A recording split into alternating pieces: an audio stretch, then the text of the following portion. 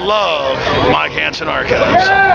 Hello, folks. This is Jeff Davis with the legendary Jeff Davis Show from Central Texas, USA. And I love Mike Hanson Archives. Peace out, baby.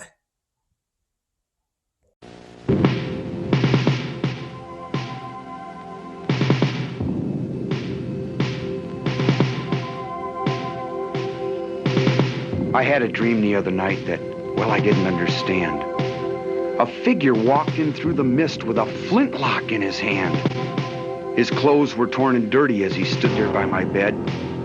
He took off his three-cornered hat, and speaking low to me, he said, "We fought a revolution to secure our liberty.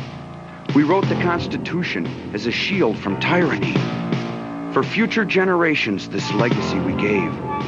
In this, the land of the free and home of the brave. The freedoms we secured for you, we'd hoped you'd always keep. But tyrants labored endlessly while your parents were asleep. Your freedom's gone, your courage lost. You're no more than a slave. In this, the land of the free and home of the brave. You buy permits to travel and permits to own a gun, permits to start a business or to build a place for one. On land that you believe you own, you pay a yearly rent, although you have no voice in saying how the money's spent. Your children must attend a school that doesn't educate, and your Christian values can't be taught according to the state. You read about the current news in a regulated press, and you pay a tax you do not owe to please the IRS. Your money is no longer made of silver nor of gold. You trade your wealth for paper so your life can be controlled. You pay for crimes that make our nation turn from God and shame. You've taken Satan's number. You've traded in your name. You've given government control to those who do you harm so they could burn down churches and seize the family farm and keep our country deep in debt. Put men of God in jail. Harass your fellow countrymen while corrupted courts prevail. Your public servants don't uphold the solemn oaths they've sworn. And your daughters visit doctors so their children won't be born. Your leaders send artillery and guns to foreign shores and send your sons to slaughter fighting other people's wars. Can you regain the freedoms for which we fought and died? Or don't you have the courage or the faith to stand with pride? And are there no more values for which you'll fight to save? Or do you wish your children to live in fear and be a slave? Oh, sons of the Republic, arise, take a stand. Defend the Constitution, the supreme law of the land. Preserve our great republic and each God-given right. And pray to God to keep the torch of freedom burning bright. As I awoke, he'd vanished in the mist from whence he came. His words were true. We are not free, but we have ourselves to blame. For even now as tyrants trample each God-given right, we only watch and tremble, too afraid to stand and fight. If he stood by your bedside in a dream while you were asleep and wondered what remains of the freedoms he'd fought to keep, what would be your answer if he called out from the grave, "Is this still the land of the free?"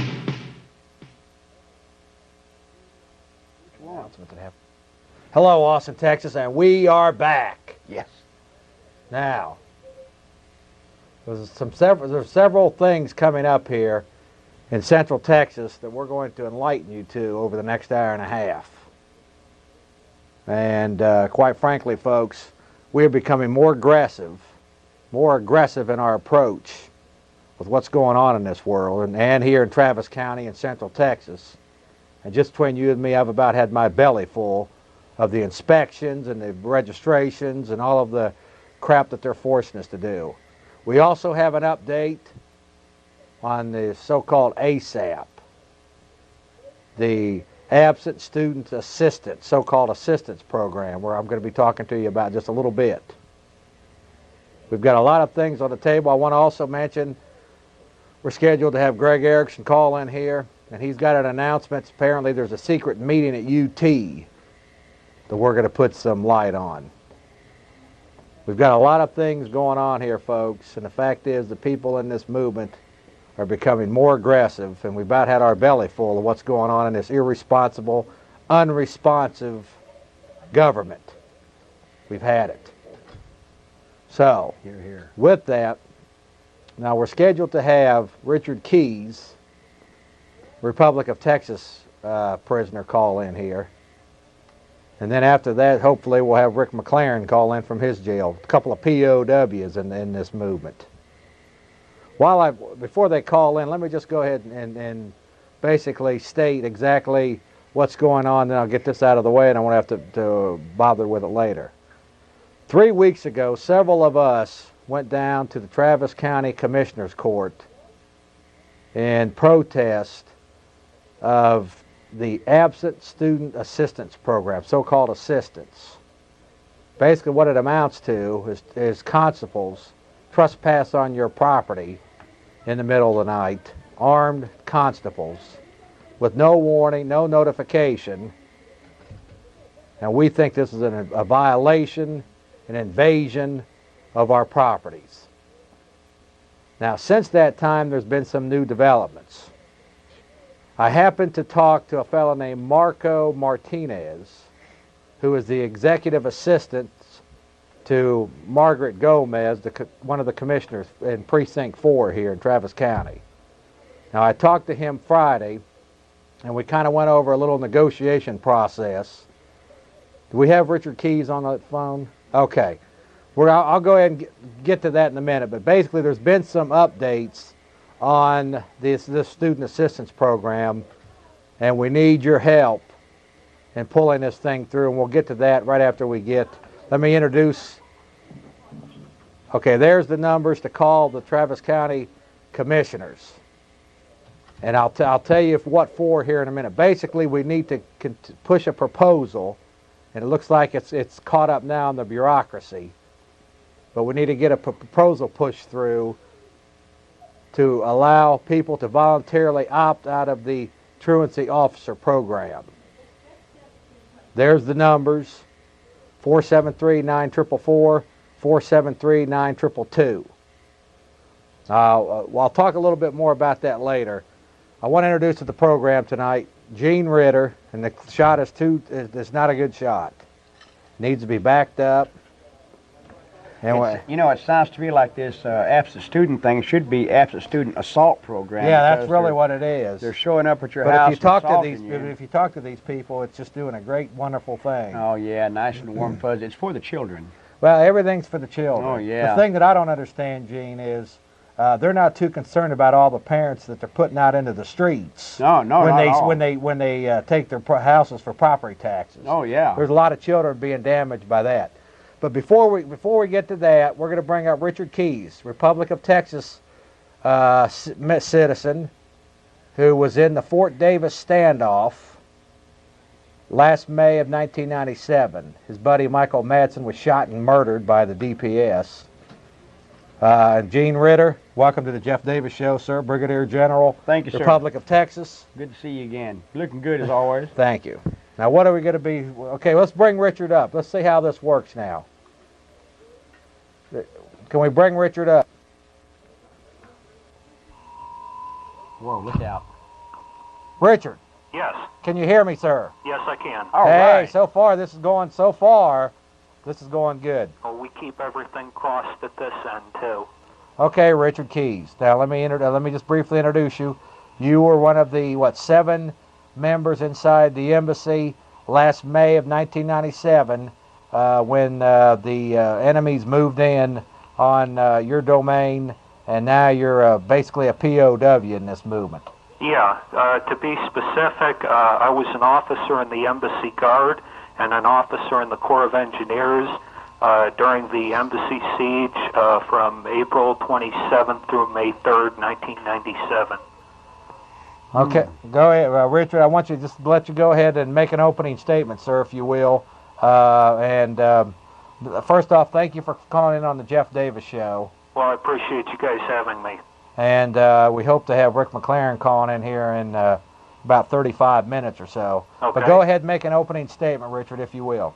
Well, there's not really a whole lot of new information to add from what I've been hearing you guys have been bringing up so far. Essentially, the situation is that Judge Kenneth Dehart of the 394th Judicial District Court out here in West Texas and District Attorney Albert Valadez from the Fort Stockton area are basically they have no respect for the law, they have no respect for the people of Texas, and they are abusing their official office by running at taxpayer expense state-sponsored kidnapping operation to harass and intimidate people who don't, their political beliefs don't meet with theirs. Okay, you know Gene Ritter, right? Yes, I do. Okay, good man. What do you say, Rich? Not a whole lot. They've got what they've got out here is a nice brother-in-law outfit going on. They all run together. They all know each other. They're all drinking buddies. They're all involved in the land fraud. Anyone that causes any trouble in the county, they've got Sheriff Steve Bailey to be the muscle man, come in and harass, intimidate, threaten, and arrest, throw in jail. They make money from throwing folks in jail the way that Austin police make money generating revenue on the highways here, writing traffic tickets. Right. There's not that much traffic out there, so they go and arrest folks and throw them in there, get a few $100, throw them out, and it's a big revolving door. Well, they're all in it together. That statement could not be more correct. Where I'm at right now in the Presidio County Jail in Marfa, depending on who you talk to and whose figures you're using, the jail here makes anywhere from $30 to $50 per person per day for every inmate they have in this jail. So obviously it'd be good business to have a lot of folks in the jail then. Well, the funny thing is, at this point in time, I believe our maximum capacity here is 100 inmates. And at this point in time, Sergeant Paulson made a comment to me the other day about our capacity being at about 130 right now. Huh. Let me ask you a question, Richard. How's the trial moving along? Well, essentially, there is no trial. There is no proceedings. There is no nothing right now. Around January 22nd, the Paulsons were scheduled to go to trial on January 26th in Fort Stockton. We believe somewhere around January 22nd, one of the assistant district attorneys, a guy by the name of James D. Jebson, Jepson, filed a motion for continuance in the Paulsons case. This motion was approved in a secret court hearing held between Assistant D.A. Jebson and Judge Dehart. This court hearing was held over the telephone, and defense attorneys had no idea what was going on until after the motion was already approved by Judge Dehart. But the most interesting part is Section 2 of this motion, which reads, "The state cannot proceed to trial in the above-numbered cause," referring to cause number 662, the state of Texas versus Greg Paulson, because of the state's inability to prove a conspiracy involving defendants Richard Lance McLaurin and Robert Odo. Let me just clarify something. For the people that are looking at the screen, Mr. Keys there is on your, actually on your left, and Greg Paulson is on your right, and they are both POWs of the state of Texas. But did you have a specific question, Richard or Jim? Now, Richard, in other words, they're saying they don't have enough evidence to carry the Paulsons to trial, and yet they've convicted McLaurin and Richard Otto on basically the same charges.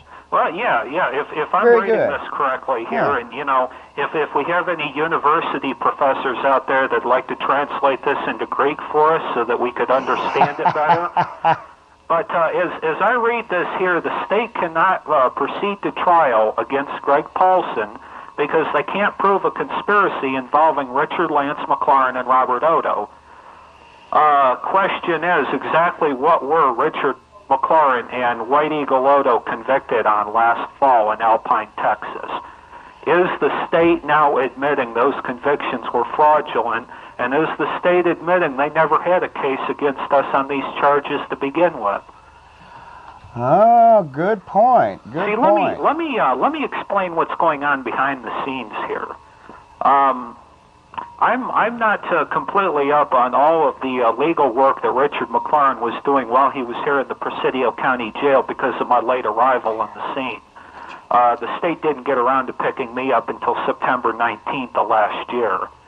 But in any case, Judge Dehart and District Attorney Valadez took a very big chance, the way I see it, by bringing McLaurin and White Eagle into court, guessing, as they did correctly, that McLaurin would refuse to participate in this proceedings because he's not a citizen of the state of Texas or of the United States Incorporated. However, Greg Paulson has stated in the past and has asserted that the minute he walks into court, he will bring up the political issue of the Republic of Texas in front of a jury. Judge Dehart and District Attorney Valadez know that they cannot win if Greg Paulson brings up the political issue. Okay. That is my suspicion as to why they're dragging their feet on the rest of our cases. Yeah, well, they can't. They know that they're whipped on the political issue. Exactly. And all they can do is try and tell more lies, which the public is beginning to get tired of. Exactly. I mean, look at what's going on with Wilhelm von Schlickmeister. Oh, boy. And that runs everywhere. Yeah, it sounds like you had a little trouble saying that there. Well, you know, it gets kind of tough talking about the guy when he's supposed to be the leader of the free world. He is such a despicable character, and yet so many people seem to just love him. Oh, he feels my pain. Go feel it somewhere else. Well, the bottom line is the issue of the Republic of Texas is not a criminal issue. It is a political issue. Right, and what we've got now, you see, is something from George Orwell's 1984, where anyone with any sort of a dissenting thought is suddenly dangerous to the state, and they're going to start rounding you up. Yeah, that's a question I want to ask you, Richard. Uh-huh. I think I interviewed you on 95.9 FM. Yes, I remember that. Okay. And you basically stated that there were several current members that basically it's kind of a halfway Republic of Texas sweep. You mentioned Carolyn Carney, or somebody has. Right. Out of San Antonio. Is she actually in jail right now? That I can't say for She's sure. out I on do appeal. know she's been convicted, but whether she's in jail or out on bond awaiting appeal, I don't know. Convicted for what? I mean, this was an little old lady. Okay, man. this is a. Oh boy, this is a good. Now, see, here's the thing, Richard. First off, let me say to you that my heart's out with you, my friend. I know that you are political prisoners, and I don't care what the media says. For they could say it for 100 years, 1,000 times a day. Yeah. I mean, we're in a war here, and you are just POWs. So on that line, how are your spirits here? Tell you what, the more information I receive, the better I feel, because the more I know that what I did was right and not wrong. What's your opinion on this new world order that Bush talked about in the early 90s? Well, let me explain to you very, very, very briefly, if I could, what prompted me to originally come down to Texas, and maybe that'll answer your question. Okay. Where I was living in Kansas before I moved to Texas, a small town called St. Mary's, 30 miles west of the state capital, Topeka. I was putting in anywhere from a 40 to a 60-hour week at the best possible job that I could find in the area. And I was not making enough money to support myself at the same standard of living I was experiencing if I decided to move out of my parents' house. The job I had was destroying my health. It was killing my spirit. And my overriding desire was to go into business for myself. I had always seen the small independent businessman as the pillar of the community, the person who provided financial as well as political stability to the town he lived in.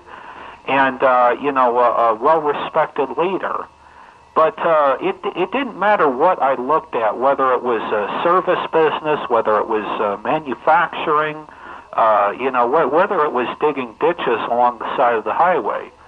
Every time I looked at going into business for myself, I was assaulted with impossible to understand IRS, EPA, and OSHA regulations. I was looking at the possibility of spending more time trying to defend myself against the government than I was actually being in business and making money. And I was looking at the possibility of winding up in jail before I even opened my doors at whatever it was I was going to do.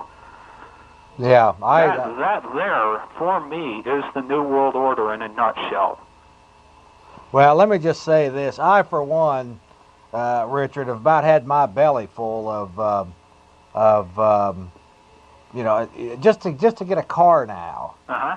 You have to have insurance on it. Uh-huh. You have to get it inspected. Uh-huh. You have to have the registration. I mean, what else do you have? It's just you got to jump through the hoops. Yeah, you got to have credit out the wazoo. You got to be on someone's approved list. You name it. It just goes on and on and on. Now in Texas, I understand you have to have a Social Security number too. Yeah, to get your driver's license. I just went round and round with them on that. You must submit your number, your papers, please. Locally, right now, we're involved in a situation where we're trying to get. Listen to this. For the children's best interest, I don't know if you can watch the news where you're at. No TV. But for the you probably saw this though. Everything that this de facto government does, it's always in the best interest of the kids. Always. Uh-huh. Right now, they've got this system in place where the state gives the local school districts money for attendance rewards, and so to become more aggressive in collection of those state rewards. They're now sending truant officers out on your property to come. They just come out without notification, 6, 7, 8 o'clock at night, beating on your door with an armed constable, asking you where your kid was in school. Why your kid wasn't in school that day? And bear in mind, this is after you've already called the school and informed the kids will be there. That's not. I don't want to get into this issue with you, but the fact is, you understand where we're coming from. Oh yeah. This is supposed to be the land of the home and the home of the whatever it is. The free and land of the brave. Yeah. You mean the land of the wimp and the home of the slave. Land of the sheep and the home of the slave. There you go. I mean, if there would have been 150 years ago some guy coming on somebody's property, an armed government agent, at 8 o'clock at night beating on his door wanting to know where his kid was, there would have been a lynch mob in this country. Yeah, they would have run him out on his head right where he belonged. That's right. I've about had my belly full of it.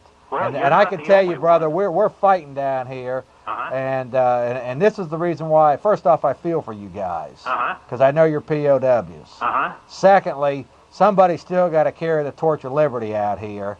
Under you guys and people like yours names, and that's what we're doing right here. Well, we appreciate that. And I appreciate I think you're making the ultimate sacrifice here for this.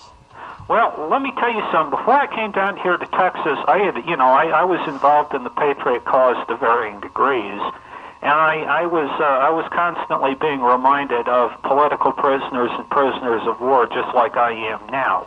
Yeah. But it never really hit home. In fact, it never really hit home until I wound up behind bars. And if Governor Bush or any of his entourage is listening tonight, you have just messed with one very, very, very angry person.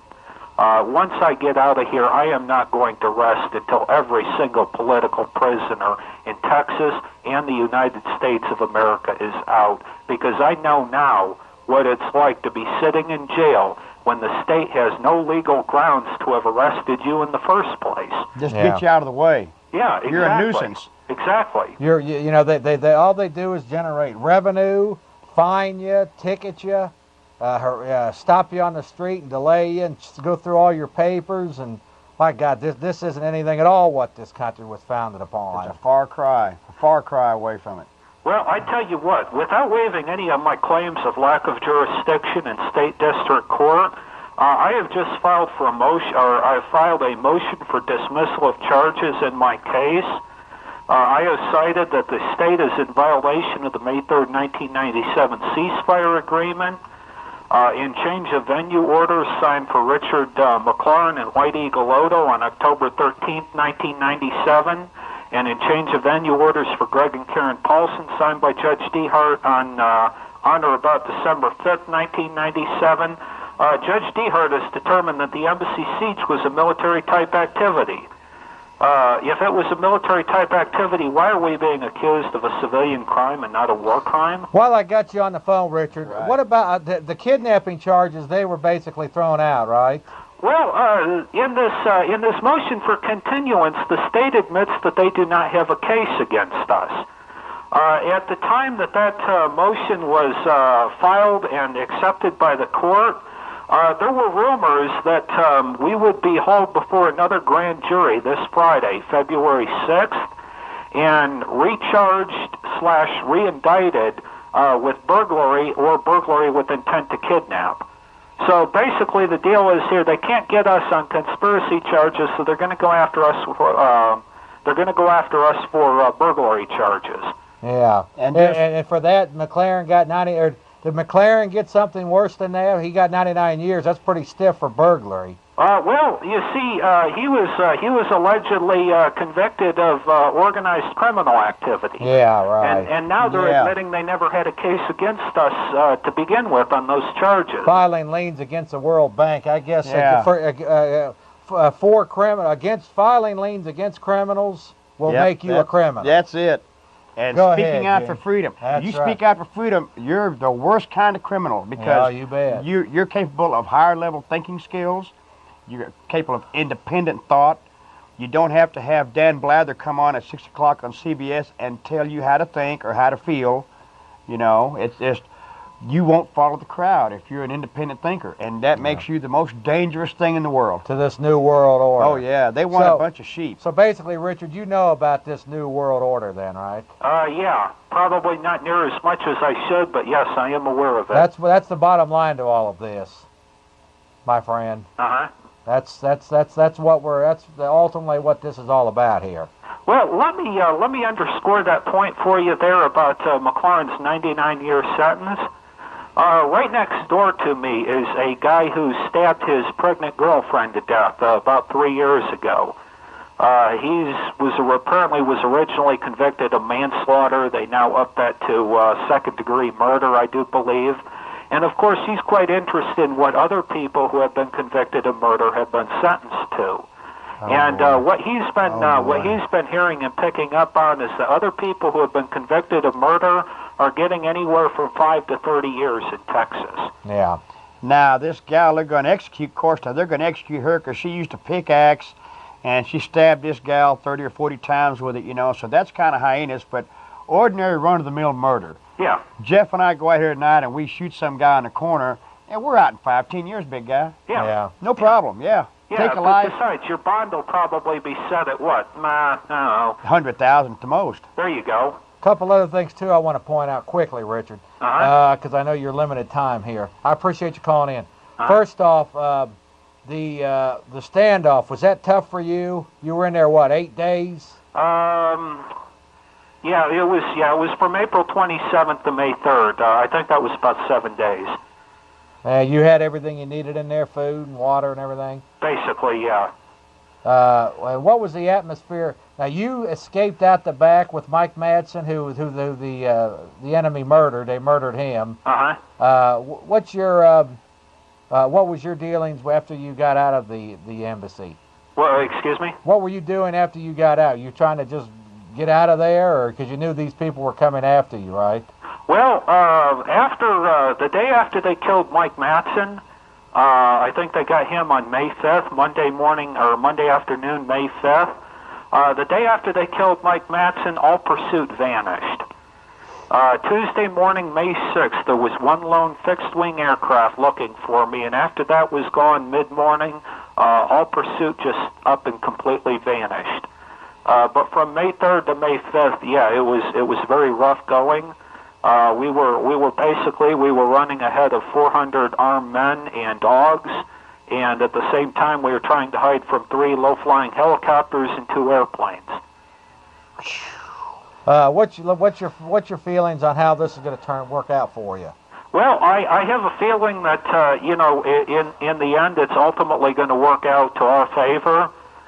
It's just going round after round after round with these idiots in the meantime is just getting kind of tiring. And it's funny how the media will sit there and pick up on O.J. for a year and a half, but they don't seem to be in there showing the kangaroo court that you people are involved in. Well, one of the things that kind of astonished me was right after my arrest last year. Among other people, I talked to Pete Slover at the Dallas Morning News. Mr. Slover with the Dallas Morning News wasn't the least bit interested in the political issue of the Republic of Texas. All he wanted to know was where in the world I had been all summer. I says, listen, that may be, interesting. I says, but you're missing the bigger picture here. And he basically told me he didn't care. Gene, you got a final question? That's the New World Order for you. Richard, give me a holler as soon as you find anything out. As it stands right now, my brother and I will be out there Friday morning for y'all's hearing. Okay. If they postpone that holler, we'll shift our plans accordingly. Okay. I would like to see him haul off and release you guys Friday morning so we could bring you back for the Jeff Davis show live next Monday evening. Yeah, that'd be nice. Well, I tell you what, like I say, I do have a motion for dismissal of charges, and so do the Paulsons, and Judge Dehart has no legal grounds to deny those motions. Richard, is there anything you that you want to say? I want to make sure you get the opportunity to say everything. You only got a half hour, I was told. So sure. Go ahead, closing comments, statements, whatever you want to do. Well, ladies and gentlemen, listening audience this evening, I'd like to know how many of you out there who are thinking that this very same thing could not happen to you. You're probably sitting in front of your television set tonight watching this and saying, no way, I'm too careful, what I do is not dangerous to the state, etc., etc., etc. What I'd like to say to you people is I thought the very same thing. I thought exactly the same thing before I came down here to Texas. I even thought the exact same thing after I came down here to Texas. And then, when Sheriff Bailey illegally kidnapped our captain of the guard, Bob Scheit, we found ourselves in a military situation to protect ourselves from harassment and illegal activity at the hands of a so-called law enforcement agent here in Jeff Davis County. If you don't think it can happen to you, think again. Really? Your kid's not showing up in school, subscribing to Patriot-type publications. Maybe you use some kind of alternate medication and your neighbors report you for child abuse because you're not taking your kids to the doctor. It could be anything, but you could be next. Oh, yeah, I definitely agree. In fact, Richard, I would say that it is happening all over America. Maybe not, to all the way to where you're at this point. But it is definitely happening. We are literally just caught up in a sea of laws that have completely got us all enslaved. Well, the bottom line is free all political prisoners now. Good point. What do we do about the criminals running things? Well, I tell you what, every single one of them is going to be facing criminal charges after we get done finished suing them in the district court in Washington, D.C. Every single one of them is going to be facing criminal charges. That includes everybody from peons like Sheriff Bailey all the way on up to the governor. And if that includes President Clinton, then so be it. Nobody, I repeat, nobody is above the law. That's a very good, and Richard, it's awful funny. God Almighty, creator of heaven and earth, laid down 10 laws for us to be able to live a moral life. Last year in the Texas legislature, they passed over 1,000. So they're putting folks like us that are on the streets in a position of not knowing what the laws are, and then they're going to turn around and say ignorance of the law is no excuse. But yet, how can you keep up with these volumes that they pass every year? They got plenty of fines and all kinds of stuff. Criminals of the state, Richard. That's what it comes down to. There you go. We're all criminals of victim. Most of these crimes are victimless. We're all just criminals of some phony law that some bureaucrat or some bought-off politician is gotten passed. That's what it amounts to. Yeah, they got too much time on their hands, so they're going to think of some way they can foul up someone's life to separate them from their money. There you go. Richard, let me just say this. I hope your spirits sound good. And let me tell you, brother, there are people out here, and more people every day, that are waking up to the shenanigans going on here. From the secret societies to the international bankers, to all the powers and how this whole fraudulent Roman Empire works. All the way out to the brother-in-laws of West Texas. Yeah, there's people waking up to this fraud. Well, I appreciate you having me on the program this evening. I'm about to get cut off here, so once again, we appreciate the work you're doing, and we hope to see you on the outside again someday. God bless you, you, Richard. brother. We'll see you Friday. We'll talk to you later. God bless you. You got a quick comment about Richard Keys calling in, Gene? I'll tell you what, he's in a hell of a fix, guy. 21, 22-year-old young man, a good Christian family, solid moral young fella, come down here to help out McLaren up there on the hill, going to help him with communication so they can talk back and forth. Keys is only 22? And he's a young guy. Yeah. Young kid comes down here, and next thing you know, here comes the DPS with the U.S. military. They want to kill them all. Yeah. I mean, this is, standing up for freedom. Yeah. I can't help but think that if George Washington and Thomas Jefferson and some of the founding fathers were to walk from looking down from heaven, and they're up to date with the 20th century, so that the technology wouldn't shock them, but to come down, I don't know if I'd want to face them, because they'd probably chew butt pretty good. Oh yeah, because all of us have stood back and let this thing go to hell in a handbasket. Yeah, man, we're completely enslaved to this system. Absolutely, absolutely. From your car inspection today, I have to turn in my Social Security number to get a driver's license renewal. Yeah, and thumbprinted. Thumbprinted, the whole 9 yards. Oh yeah, this is. Oh boy. Look, folks. All right, let's go. Let me go ahead and do this real quick, Gene. This will only take about. We've only got about 8 minutes, so before Richard McLaren calls in.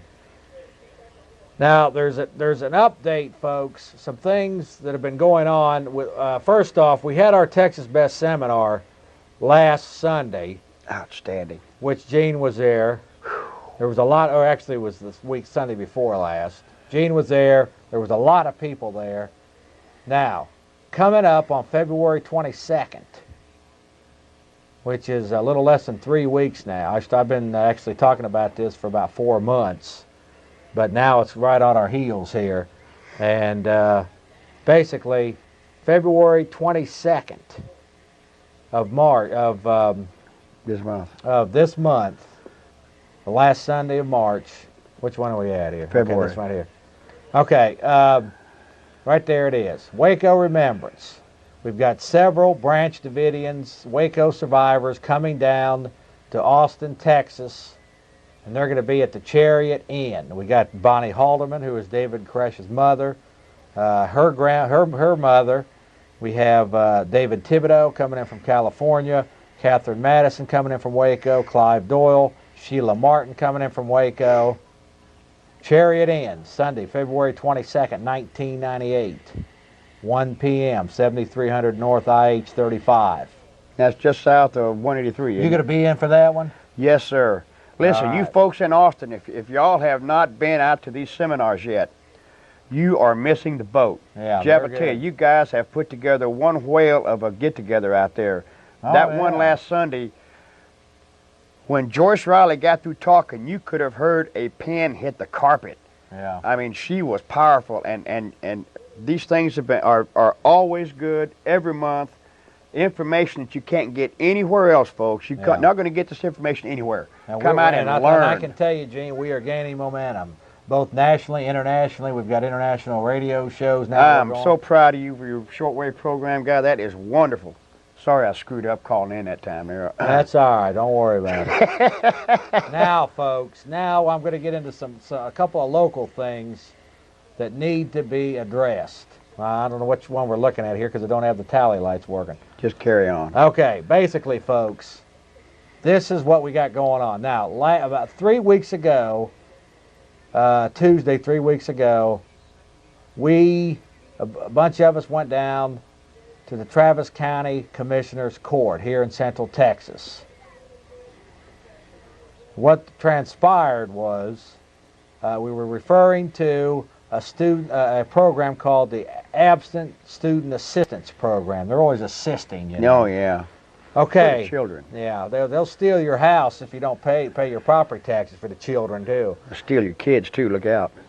Okay, now here's the thing. Now, I went down there. A bunch of us went down there, and I basically went down there to just to protest. I didn't think anything more of it than just we were going to raise awareness to this issue that we think we're being violated by armed government agents coming onto your property, beating on your door at 8 o'clock at night, wondering where your children have been.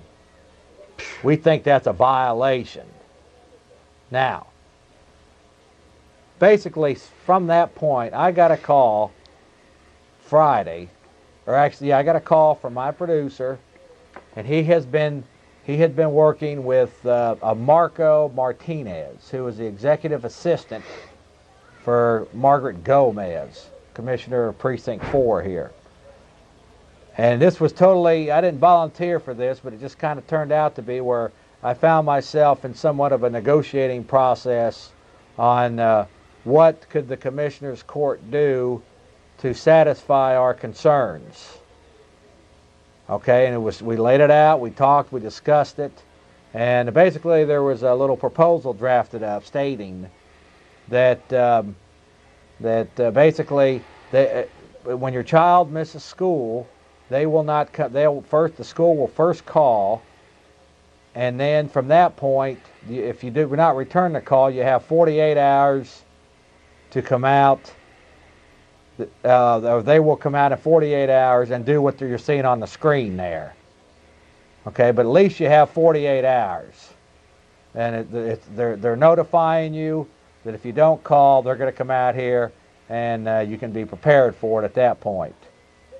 So there were several things going on with this, and basically I agreed that the proposal would, from what I could see of it, would be acceptable. Now this is what happened Friday. Now, come to find out now, I got a call again this morning from this Mr. Martinez, and he basically stated that basically they're not going to do it. They're not going to bring that proposal up, and the reason for it was because it had to go through staff.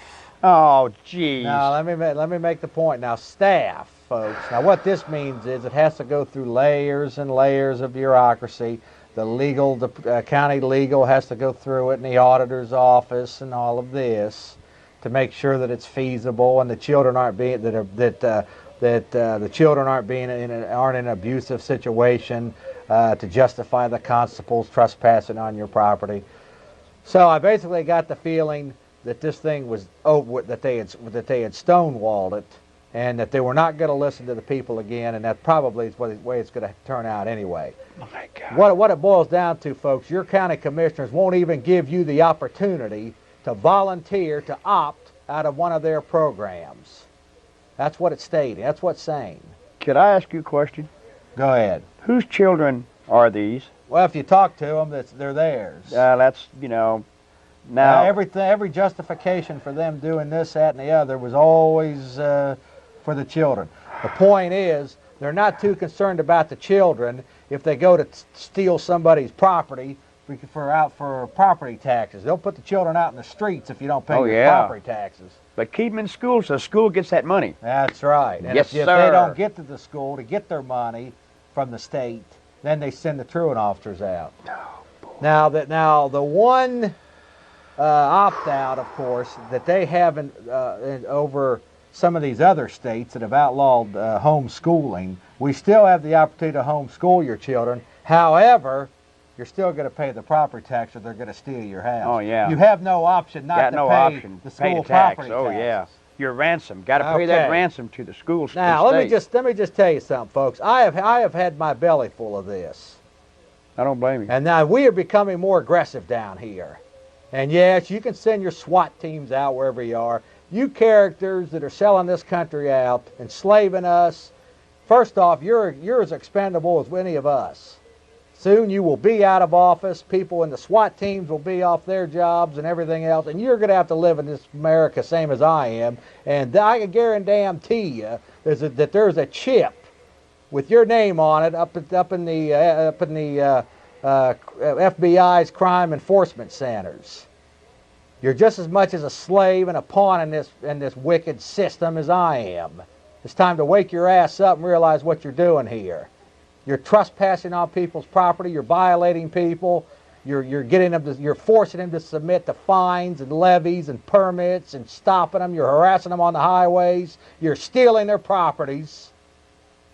And we've had our belly full of it. Enough's enough. Enough is enough of you characters. Yes, we're becoming aggressive down here. In fact, I want to get Greg Erickson on the phone real quick. Call Greg Erickson. Yes, you got a line. I was supposed to have Greg Erickson call in here if he's here. Huh? Yes, we do. Oh, McLaren's on. I'm sorry. That's the internet. We got one internet. We got keys. Okay, when we'll have Greg call in after McLaren's done. Right here. Okay.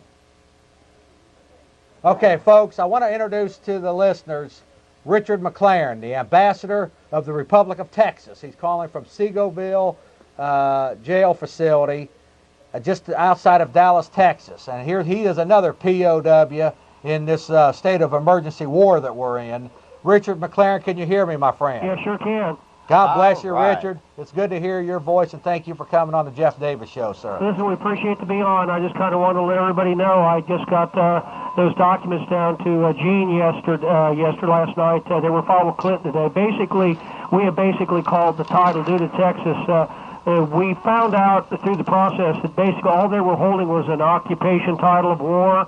And, of course, that's what happened in this whole thing. We brought the Leighton War, the Civil War acts were never completed. We brought these out of exile. We got that peace treaty that Clinton signed with us on May the 3rd, and now we're forcing him to honor it, and we're basically pushing this into the UN saying, hey, it's time that we want to be recognized as a nation. As a matter of fact, as soon as we get our recognition and force them to let go of us, we're out of that mess. All right. And I think Gene's got some documents there. My I just testimony brought was them to him. presented to the UN on 9th, and the United States Congress, according to the resolution that has been sitting there since 1868 that we got redocketed in April 30th of 1996. And, this stuff is all true. They can't hide from it anymore. Richard, first off, let me again thank you for coming on. How's your spirits, sir? Last time we talked to you. Excuse me? How are your spirits? Pretty good. I've been pushing so much paperwork very hard, in all directions because we have so many people that are being held illegally captive. We're moving now through this discharge administratively to force the courts to let our prisoners of war go. They're going to have to let this go to the people, and it's time to get these hearings we've been denied out on the table, start bringing all these sacred cows and this governmental fraud on all levels out on the table. We're going to have to clean government out, even whether or not we take our independence with it. Right. And that's what this whole thing was about. And there's just been so much cover-up and so much debasing anybody that comes forward and trying to clean it out. And I think now with the Clinton scandals and everything everybody's saying that what we've been saying, we're not crazy. No, we're not. This is the New World Order come to haunt and come to roost, and it's nothing but a vile, corrupt government system. I think Greg Paulson called it the government of the devil, and I think he's exactly right.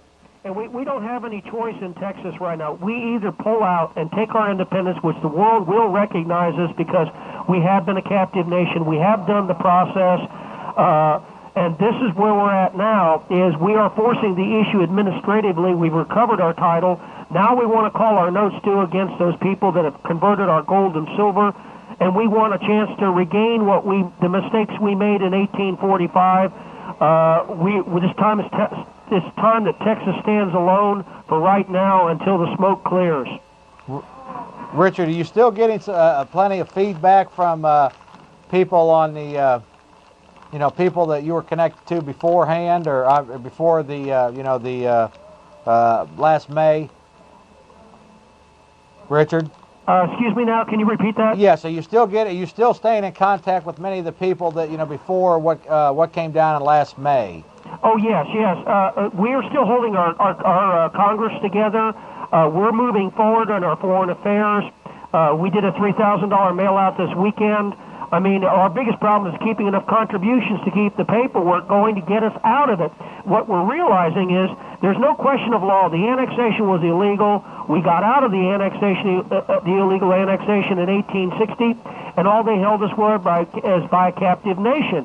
We dissolved that war powers title now, and now we're administratively discharging under the law of nations all the offices, our rights, and everything. We're forcing these people now. We're going to bring the system to a dead halt if they don't start coming to the bargaining table and dealing with these facts, because they can't hold it anymore. They can't lie to the public anymore. Let me just say this, Richard. We're engaged down here with some local activities, and basically their strategy is, of course, is to ignore the truth. And they cover it up in bureaucracies and all this kind of thing. Is this the same type of problem that you're having as you file these documents against these international criminal institutions? Well, see what's funny now, we've been able to go in and use their own UN law and their own human rights treaties and things against them. We were kind of like a lone eagle coming out of the past and bringing forward this claim that we had, and we were able to utilize all their modern UN law against them by using the old law of nations, and they can't get around it because their new UN law recognizes the old law if you were under it when you came forward. So what we're doing now is saying, hey, this is your law, you're either going to have to live with it, or we're going to take internationally our steps to shut you down. We're going to shut your international commerce down. We're going to take this thing away from you. It's a paper game, and that's what we're doing. And we're bringing the courts to the standstill because they don't want this stuff public. I'm looking at a letter dated January 20th, 1998 by the Archives of the State of Texas, Christopher La Plata. He admits in the letter that they don't have the documents to prove legal annexation of the Texas into the Union. You know, when you go to see what they've got and what they don't have, you know that everything we've been saying is true. But what we have done, we've gone one step further. We've not only proved it's illegal, we've dissolved it. We have moved forward. There's no question now. The question is, we have the title. It belongs to the people of the nation of Texas. And now the people of the nation of Texas are going to have to clean house and decide the issues. And they can't deny it any longer. This isn't a Republican, Democrat, federal agency. The U.S. agencies are out. This is the people of Texas in their organic position. That's going to make them guys at your commissioner's court just furious, because they're going to be out of a job. Yeah, well, they need to be. When you see that document that you have there that was executed on Clinton today, which today is the 150th anniversary, by the way, of the Treaty of Guadalupe Hidalgo, which was basically came about because Texas wanted the protection as a nation of the United States to fight Mexico, and that's all the Treaty of Annexation was about, was military protection. You can read that right in the resolution. Then you start to understand what we're dealing with here. And the fact is, they're going to have to go into mediation with us. They have no other ability because we're fixing to pull their money. Richard, I mean, everybody in the world now is pulling their money out and putting it into hard currency. We're talking about silver and gold and assets, and we're making our move. Let me ask you we need people to come forward, especially that are in existing Texas government, and saying, hey, maybe it's time that we do look at this. We can't do anything in Washington anymore. Yeah, we're going to need a new world order if we don't. That's right. We either have to make our move as a country again and reclaim our rights, because I'm telling you, the nations, even in the UN, there are a number of nations that want out. We can provide that ability by going into that organization, utilizing it, and probably getting some of those people to join us. Let me ask you this, Richard. Wouldn't you say, and this is kind of my take on it, that you guys are in trouble, and particularly you, because you were the one that did all the research over 15 years. You were actually finding loopholes within the own enemy mechanism to basically shut down their global empire. Isn't that not why you believe you basically have got it. If they don't let Texas go, they're going to lose the whole system, because remember, it's all built on administrative international process. Once you understand their treaties, administrative processes, how they run their IMF money system, everything, we've broken the code. We're a player now. They're going to have to deal with us. Now, whether they deal with us and think they can hold on much longer, that's fine. The world's is finding out what we're doing. We're no longer playing with Bill Clinton and his zipper anymore. We're playing with 160 other nations of the world and a lot of them are very upset with Mr. Clinton's policies, both domestically and foreign. And we're not making the same mistakes the Confederacy did. We are extending ourselves into foreign relations now to get the recognition and to get Texas out of its position. We can't help the other states of the Union. It's up to them to make their moves. But we're still a nation. We have that right. Let's take it. Let's all 17 million people in Texas decide this choice. It can't be decided in the courts anymore. That Texas versus White decision was as bogus a decision that it was ever handed down as it is today. Gene, did you have something for Richard? Now, all the stuff that you filed, you told me that it's all going to be hitting the various people this week. Things have already hit today, a lot of them. There's a lot of stuff. We're doing an administrative process. It's going into the court systems. The D.C. court doesn't know what to do. They tried to keep the transcript out by denying it into the record, but it's attached to the summary judgment now as an exhibit. You know, it's just like, well, don't cloud the issue with facts and law. We've been keeping the lie going. We're not going to allow them to keep the lie going. This is not a matter that a court can decide.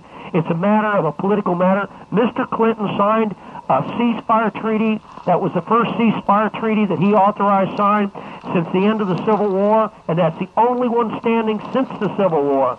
By law, that settles the Reconstruction issue, and it's got to go to the people. Well, you know, it's really kind of war out, and now it's been settled. It's really kind of funny because down here in Austin, Jeff's been getting real upset. The same kind of stuff you've been fighting with the New World Order has reared its head on a local level. We've seen it down on a national level with, well, some folks call it Zippergate. I call it tailgate with Clinton. I call it a diversion. While It's a diversion while they keep go us try focused and on issues do of no something else. significance while they rob us blind. Rob us blind. You know, but it all points to the same thing. You have elected officials who have forgotten that this is a government of, by, and for the people, who are stealing from the public. They're lying to us, and they're playing all these little charades. And at the meantime, when someone like you comes along, or other POWs that try and raise their voice to, number one, the truth, a little honesty, and a little freedom, then you're such a threat. They're going to run you. They're going to railroad you so bad, it's not even funny. Exactly, and what you hit is exactly. We're seeing the replication of the New World Order all the way down the scale into the local. They utilize the concept of vertical down pressure. They take the corrupt ones from the higher and they vertical it all the way down into local government, and they find the corrupt local crooks that they manipulate. And when you see, this is what they've done with Bailey and Valadez.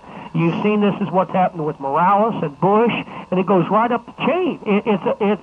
It's crook versus crook versus crook. Yeah, and Jeff found out firsthand here with their commissioner's court, the corruption and the crooks down there that they're forget the will of the people. This is what we Let want me to do. explain what's going on here, Richard, briefly. I'm sure you're aware of this, but now the state is they provide financial rewards for children to go to the local school districts. So now the local school districts are becoming so aggressive now that they are sending truant officers on your property without notification, 8 o'clock at night, armed, beating on your house, wanting to know why your children wasn't in school, and they think it's great. You know, and this encroachment, it's gone nuts. And I think the majority of people are fed up with it, and they don't know what to do. Well, I can tell the people of Texas, you want to do something with it, get on the bandwagon of the nation of Texas and push their right to get this house clean, because we go into these mediation sessions that we're slated, that we're forcing them into. We're not going to go in and decide issues without the people. These are going to be open public hearings, and we're going to take all the sacred cows, we're going to put them on the cable, and we're going to cut them up, and then we're going to let the people of the nation of Texas have the first time that nobody's had a chance in the world to decide all these issues, because it takes in all the people. This is not something that can be done behind closed doors. This is something that cannot be done by a government. All that we can do as representatives of the people is get these issues on the table and then let the people decide them. And I think the majority of people are going to say they're tired of getting ripped off by big power companies, big corporations, big government, and they want a reality back into their lives and a common sense of justice and a way that the people can start profiting rather than big corporations from their acts.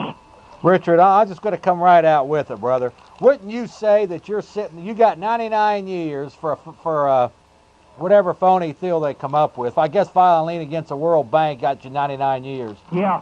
But let me just say this now. There's very little doubt in my mind, and if I'm proven wrong, I'll accept it. I will take the responsibility for it. But basically, you got 99 years because you had the knowledge, and you were somebody who was showing people this corrupt system that we're in, and basically had a mechanism to get us out of it. Isn't that your perspective? It's pretty well true because, you know, what happened is you have to understand when you start raising stuff, I mean, there's no doubt that it came out on the stand that they were plotting for 2 months ahead of time that they were going to kill and exterminate us. We knew that was coming down, and, of course, that's why we followed through with bringing the latent war out, making the declarations follow. We knew under the law of nations, under the Articles of War, was our only protection because they were going to kill us. And now you had people like Roe who were operating their house as they were doing government surveillance, and they were planning to kill us. Hey, let's clarify that a minute. Now, this Roe bunch, these are the ones that you all supposedly kidnapped, right? Tell us what really happened with that. Well, Mr. Roe admitted on his deposition 2 months before he was doing surveillance for the government. So he was watching our people. He was helping Bailey and the rest of them plan to have us killed. We knew that was coming down. And because we were running into incidents and they were drumming up every charge they could to come up with, to trying to get me suppressed, to shut me down from doing paperwork, because that's how we fight. And our paperwork was starting to jam their system. Well, of course, Mr. Bailey decides with an M16 rifle he's going to pull over one of our captains at the behest of Mr. Rowe and started the war. So by the Articles of War, the first thing you do is you protect yourself. And so the problem of it is that declaration was filed. Mr. Clinton authorized a peace treaty to be signed in performance to those acts of war. Well, I don't think you can try somebody for acts of war unless they're war crimes, and there were no war crimes. And these people were government agents. Do you think Roe was a government agent? He stated on the stand, as well as I have a deposition he gave in the Morales lawsuit against us in Austin, that he was doing government surveillance. Yeah. So that's an operative. He was using his house. It has no personal sanctity when you're using your house as a government base. And they basically backed the media up 10 miles. So the only information that the people were getting was this Mike Cox fella. The talking head. Yeah. GPS. Just basically stating the pre-approved script. Yeah. Well, the other thing. So this is how. They had U.S. military ground troops there. They had U.S. military helicopters, ground troops, F-16 fighters, all sorts of stuff. Well, who authorized the military hardware? Well, I guarantee you it was Bill Clinton because we already have the documents. So if the president authorized the governor the right to use military weapons, that's called war, my friend. And I'll tell you what the war's called. It was called the American War, not the American Civil War, and it never died because there was no peace treaty signed. I'm looking right here at my response from the archives. So until the first peace treaty was signed by us on May the 3rd, there had been no settlement of the acts of the blockade of April 19th, 1861. And I have the top book on war powers by a man book called Berkheimer that explains everything that we did. Let me ask you, let me see if you can confirm something. You may or may not know this. Carolyn Carney, San Antonio, is she in jail? I don't know. I know that they supposedly gave her 10 years for protecting herself against a couple of ludicrous cops that broke her door down and dragged her off and arrested her for Mr. Morales' frivolous little lawsuit. What about Creer? Creer's in jail on the other side over here with the other gentleman. He's a black fella, so they can't call us a bunch of racists. Yeah, there's 4 black gentlemen, one Vietnamese gentleman that's a citizen of the Republic, and there's 3 whites. Creer is in, where's Creer at? Do you know? He's in the other unit. He's in Seagoville also. What's he in there for? Other than they're trying to get us from bank fraud because we've accessed their funds. Yeah. And that's what we've done. We've taken their money system away from it. Now we're calling their notes. Do we want our $20 billion in silver back so we can run our republic government in Austin? We don't want their paper. We want our silver. Yeah. And we want our gold. They've stolen that too. Yeah, they don't like that. Well, we're going to call their note due because if they're not, we are going to call their note everywhere. 99 years, Rick McLaren, you got 99 years. You could go out here, a person could go out here and murder somebody, and get what, like 10 to 5? 30. Yeah, 10 to 30, 5 baby. to 30 years. Well, you know, you have to understand I was convicted by Mr. Dehart, who is a title agent for Stewart Title Company, involved in the Davis Mountain Resort land fraud, which There you created go. all this. There you go. So it's kind of interesting. I was convicted by a title agent. Uh-huh. Yeah. And, of course, he owns a title How is company. He was involved in the bankruptcies and the land fraud suits with Global Land Corporation. So he really doesn't like his skeletons dug up. Richard, is there any chance of all you getting out of there, or any of Well, these the guys? appellate court has docketed it, and I think we're going to see some movement. All right. All I can tell you right now is there's a lot of international pressure coming down on these people over Texas, and we're not going to let up. This thing, we didn't fight this for a few people. We fought this for everybody. And my record speaks for itself. The documents speak for themselves. And they can sit there and smear it, but the record speaks for itself. And we still got a dead man called Mike Hanson that gave his life for Yeah. this, too. Yeah. And we got coming up here in February, the 22nd of this month, we got a bunch of Waco survivors coming to Austin for a little remembrance. So Good. there was about 90 of them murdered a little less than 5 years ago. You know, it's amazing. It's time to put these agencies and these people out of business. I don't know how much people are going to continue to stand of this, you know? You know, we were just talking. I would just, you know, we're licensed to death. We're just the little things you have to do to get out on a road. I mean, your registration, your inspection stickers, your insurance, your license. They're thumb scanning your driver's license now. They require a Social Security number. Right. Welcome to communist Texas. Yeah, welcome to a new world order. baby. Is what it all amounts to. Oh. Richard, first off, sir, it's an honor to have you call in here, brother. Listen, appreciate it. And like I said, all I can tell everybody is it's time the people come out of the wall that are down there in Austin still in government and saying, I think it's time for change. It's time that we start to realize that if we don't do this, we're going to go down with a ship. And that's where they're headed. Hey, do you have a little bit more time yet? Yes, I still do. Okay, Gene, do you have something you want to ask them? Because I know I've been dominating them, but I've got... Well, that's quite all Go right. ahead, Gene. Hey, let me thank the Ritters, man. These are the folks that got this done for us again. Getting Richard and both Richards on. Go ahead, Gene. You said your appellate court had been docketed. Do you have any idea when that is? Well, we have documents going in, but they accepted my UN and U.S. Congress testimony in on the 14th of January, and this is the same judge that signed the judgment we got proving the land fraud in the resort. So it's going to be kind of interesting now that I go back to him and say, look, what happened since you signed the order? Apparently, we found who had the title to the land now. Oh, boy. This is a heck of a tangled web, and, you know, it's really funny. It reminds me of Jim and Tammy Faye Baker. They got Jim Baker for a zillion years in prison for taking money. You start hitting on their land fraud scheme, and they get all nervous about it, so you wind up in prison while they're running around stealing more people's money. Jeff's pulling his hair out down here because all of this burden on the citizens for the fees, permits, and they're just another name for I've tax. had my belly full of it. They're cleaning our wallets out. I mean, they're cleaning our wallets out. Revenue generators. Yep. And all they're doing, Richard, is creating a bunch of victimless. You know, most of these people in prison now are victimless. And they're putting their criminals brother-in-laws in work. Criminals of the state, man. Criminals of the state. And they got their brother-in-law a job. You know, like down here at the courts that he was at on this ASAP situation here, the Absent Student Assault Program. Yeah. You know, they're generating all these fees and there's just taxes so they can put more of their brothers to work, have bigger and bigger government. They're regulating us to death. They're passing thousands of laws every year, and no one knows what they are. Make us criminals at the state, and at the same time, the prison business is one of the biggest businesses they're going. Yeah, exactly. They're making money off you, Richard. They're making a lot of money off you. I mean, this thing has just gotten completely out of control, and it's time the American people stand up for this republic. Yeah, it's about time. It's a choice. If there was any way you could stop it in Washington, listen, we have been going through heck trying to force this 1868 hearing, this 1996 hearing. They got it sitting there, but they won't deal with it.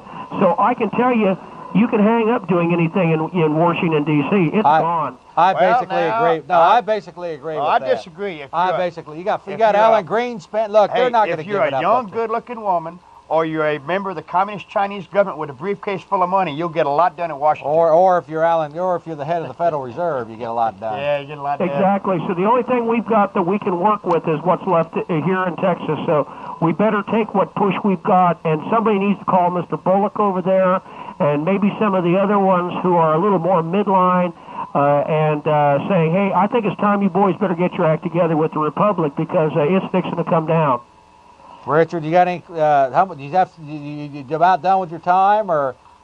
Excuse me? You almost done? I know you. Yeah, I've got just a few more minutes. Okay, I'll let you make a closing comment. Anything you want to say, Richard, to the viewers well, of the program? listen, what I'd like to say is, again, I want to reiterate, I think it's time for the people. I know there's a lot of people thinking the same thing we are, but you've got to find a vehicle to get it accomplished, and the only way you can do that is using the right that we have still as an independent nation to bring forward all these issues, force us into a mediation, get these issues publicly, do the house cleaning, go into coalition government, then move to the decision if we want to stay as a nation. But we've got to clean house. We've got to clean this very large government, and the only way we can do that is exercising our rights as a nation. You can't do it as a fictitious state in the Union operating under war powers and bankruptcy. There's no way to do it.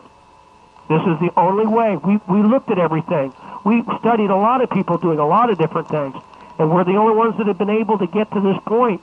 Hawaii, nobody else has been able to do it. So we either take the opportunity or we're going down the ship with everybody else. Richard, do you happen to know a number or something, not at 1-800, we can't do that here, but do you happen to know a number where somebody can get a hold of maybe the office of the current people in the Republic? Or? Yes, and first of all, the internet site is therepublicoftexas.org. That is therepublicoftexas.org, and that will refer you to other various websites, the embassy site. The main number we're using now is, we have a hotline number, but I don't have that, but you can call this number, which is 972-471-2040. Again, that's 972 972-471-2040, and they can give you information. We have a hotline number, and they give you a fax number and other numbers of our people in our government, so we can get you in contact with the right people. We have a Corps of Engineers website page. I don't have that listed right now, but things are starting to pick back up. We kind of lost some momentum, but we're going full strength now. That's republicoftexas.org? Yeah, therepublicoftexas.org. The Republic of Texas? Yeah. And that's 972-47. We'll get it up on the screen here at the end of this program. Okay, we appreciate it, and like I said, we'll keep plugging along. We just hope the people of Texas realize that this may be their only shot to clean house. We'd like to ask you to come back, Richard, if you can do it. Listen, we sure will. God bless you, brother. Hang in there, brother. You're not alone. Listen, we appreciate it. God bless you, brother. God bless Texas. Bye-bye. Now, if you want, go ahead. Folks can call me down in Houston. I don't have the number with me. It can't be 800 as long as it's a regular. No, it's a regular number. Okay. They can. I can give them the number to. Go ahead and close it. I'm going to take it just a quick press secretary gal and whatnot, and we can get all the phone numbers you want to call. I'm at area code 713-433-8109. You can call me up anytime. I can get you these numbers for you. Pass them out to everybody you can. Get involved with this, like we've said before. No, okay. Just don't ask for money. I'm not going to ask you for any money. I'll do what I can to pay my phone bill. I'll tell you what, sometimes it gets tough, but what the heck. The founding fathers of this country, folks, you need to go back and look at our founding fathers. They put everything on the line. They had businesses that they were running, personal fortunes. Most folks don't realize that George Washington funded the Continental Army out of his pocket for 4 years. All right, so we've all got something to lose. We've all got a lot on the line. What the heck, let's go for it. Give me a call. I can get some numbers to you. You can call up here, talk to Jeff. You can talk to Alex. They can find numbers for you. Come out to the seminars. My brother and I are out there every seminar on the last Sunday of the month. From 1 till around 6 p.m. at the Chariot Inn. That's on Interstate 35. If you're coming south, it's just past that 183. If you're going north, you'll see it on the other side of the freeway. They're on the west side of the freeway before you get to 183. So come on up to these seminars and see us. You can find out all kind of information. I'm going to start bringing all the phone numbers you could hope for up there. So if you want to have pity on me and save me some long distance money and yourself, come out to these seminars, come out to the seminars, come out to the seminars. We'll get everything we can for you out there. If you don't want to get in the Republic of Texas, that's fine. You're going to have to get up against the New World Order. You're going to have to stop these people. They're going to run over you. Look at Jeff out here. Yes, sir. Yes, sir. Let's take a quick break. Okay, we'll take a quick break. Just 2 minutes. We'll be right back. That'll give us our tobacco. Should I say that on the air? No, come out to the seminar, folks. You'll enjoy it.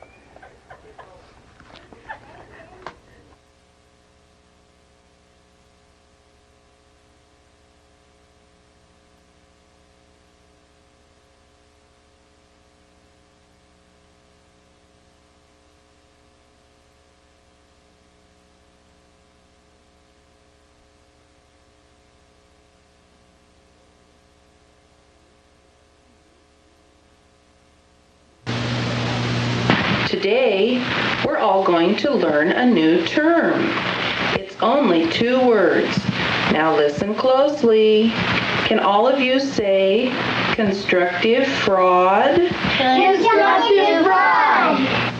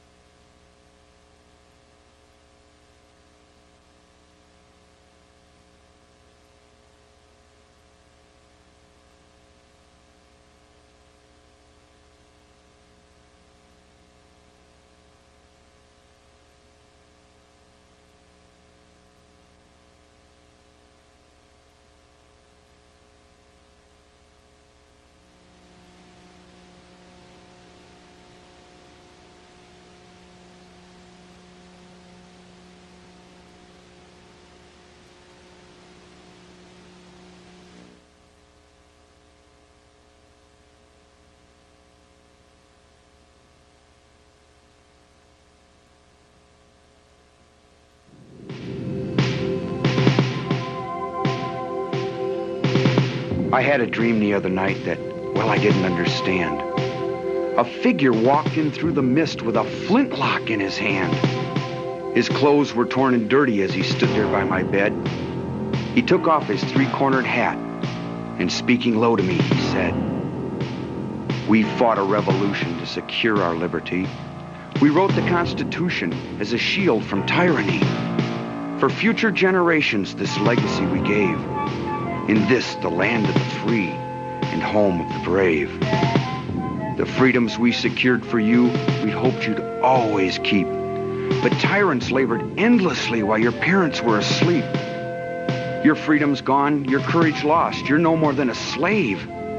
In this, the land of the free and home of the brave. You buy permits to travel and permits to own a gun, permits to start a business or to build a place for one. On land that you believe you own, you pay a yearly rent, although you have no voice in saying how the money's spent. Your children must attend a school that doesn't educate, and your Christian values can't be taught according to the state. You read about the current news in a regulated press, and you pay a tax you do not owe to please the IRS. Your money is no longer made of silver nor of gold. You trade your wealth for paper so your life can be controlled. You pay for crimes that make our nation turn from God and shame. You've taken Satan's number. You've traded in your name. You've given government control to those who do you harm so they could burn down churches and seize the family farm and keep our country deep in debt, put men of God in jail, harass your fellow countrymen while corrupted courts prevail. Your public servants don't uphold the solemn oaths they've sworn, and your daughters visit doctors so their children won't be born. Your leaders send artillery and guns to foreign shores and send your sons to slaughter fighting other people's wars. Can you regain the freedoms for which we fought and died? Or don't you have the courage or the faith to stand with pride? And are there no more values for which you'll fight to save? Or do you wish your children to live in fear and be a slave? Oh, sons of the Republic, arise, take a stand. Defend the Constitution, the supreme law of the land. Preserve our great republic and each God-given right. And pray to God to keep the torch of freedom burning bright. As I awoke, he'd vanished in the mist from whence he came. His words were true. We are not free, but we have ourselves to blame. For even now as tyrants trample each God-given right, we only watch and tremble, too afraid to stand and fight. If he stood by your bedside in a dream while you were asleep and wondered what remains of the freedoms he'd fought to keep, what would be your answer if he called out from the grave?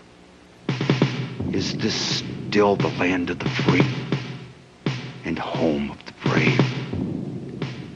Brainwashed, camouflage, crazy Christian patriot, paranoid, sigmoid, schizoid, isolationist, homophobe, xenophobe, rabbit, anti-Semitist, Hello, Austin, Texas, and we are back. Now, there's several people here that need to be identified, and I want to thank them. There's a lot of good people in this town that are stepping forward. Wes Curtis, Alex Jones, Keith Perry, Greg Erickson, Terry Liberty Parker, the Ritters. I'm sure I'm forgetting many. Steve Lane, John Foreman. We need volunteers. We need to take this country back, folks, because these people aren't going to give it to us back without a fight. You got to get off your couches. And that's why we're becoming aggressive down here. And let me just quickly state again what the current situation is with ASAP, this so-called assistance program for the kids. Truant officers come on your property. Now, on Friday, we had a semi-proposal to get them to back off for 48 hours. That's what it amounts to. Today, it's been stonewalled, and now we need to push forward the fact that we want this proposal to get through the bureaucracy as quickly as possible and have these commissioners vote on this. I want to see the commissioners vote on this proposal. And they're going to try to stonewall it and say that it's the staff and it's the all this stuff. What it is a government that's not responding to the people. They will not even allow you the opportunity to voluntarily opt out of their system. These people work for you. Enough. These people work for you, for God's sakes. Now, with that, I want to bring up Greg Harris. He's got a quick announcement here. Greg, I appreciate you calling in on the Jeff Davis Show, sir. Hello, Jeff. How you doing, brother? Good show. Thank you. Okay, Greg, what do you got going on now? I understand, what is the February the 12th, we're some more aggressiveness we're displaying. Yeah, it's concerning the University of Texas, but before I get to that, can I make a short statement? Sure. Like you said, we're going to be getting more. We've decided to get more aggressive here at the Texas Best Seminars, and we're going to start going after the city council, the Travis County, the governor, Good. and anybody else. Good. What I want to say is, when you start going after the corrupt, they're going to try to retaliate, and they're going to try to discredit Texas Best Seminars, and they're going to try to discredit us. And I just want the public to know that. And the corrupt will go as far as planting drugs in your car. They'll go to any means to discredit you. And I want the public to be aware of that. I think we just talked on the phone to a couple that they did a pretty good job on. Yeah, really. Yeah. Like, I can't tell you who's corrupt and who's not corrupt, but I can tell you the system is corrupt. Yeah. But anyway... Hey, before you do that, Greg, when's your show? Tomorrow at 3:30 to 4:30. Right, on Channel 10. And 8:30 to 10 Fridays on 16. I don't think I'm on this Friday. Okay, you're not on this Friday. I don't believe. That's Teledemocracy with Greg Erickson. But go ahead, Greg, with your announcement. Okay, one thing I want to tell you real quick is Texas Best Seminars is going to be down at the Travis County Commissioner's Court every week now. Good. We're going to start exposing their executive sessions, which are secret meetings, the ASAP, we're going to go down there and start monitoring these people and make them represent the people. That's good. Glad to hear. I work. I was lucky to get down there one day, but you all are going to have to carry the banner that work nights and whatnot. So I appreciate that. Go down there and give them hell, Greg. Okay. And as far as the University of Texas, the University of Texas is holding secret meetings. They're called staff briefings. And as you know, billions of dollars flow through the University of Texas. And Governor Bush is well aware there's a loophole in the law that allows them to have these secret meetings. And I called the University of Texas Board of Regents today, and they are having a meeting February 12th at 9 a.m., but you can't speak at it. So I told them up there that we felt that secret meetings with the University of Texas is absolutely wrong, and we want a comment from the Board of Regents of why they're doing this. And I think if we can, we're going to take some film crews down to the Board of Regents meeting on February 12th and try to film this. Good. I was told no cameras allowed. Is that correct information, or? I have not got that information yet, but we're going to take them down there anyway. If they don't let us film, well, then we'll show some film of them not letting us film. All right. So where's this it's not right to hold secret meetings. Where's exactly this at now, Greg? 201 West 7th Street. 201 West 7th Street. On the 9th floor, I believe. And what's it called again now? Here. The University of Texas Board of Regents. It's a 9-member board, and they hold secret meetings through a loophole in the law, which Governor Bush is very well aware of, from what I understand. That's 12 February 98. What was the address one more time? I'm sorry. 201 West 7th Street. 201 West 7th Street. Right. And what are you basically going to be doing down there, other than just trying to ask them why are you meeting in secret? Yeah, I'm just going to say it's not right to meet in secret at all. That the government should be open to the people. The people run the government. Are supposed to. They're supposed to, yeah. Yeah, we need to clarify that. Supposed to.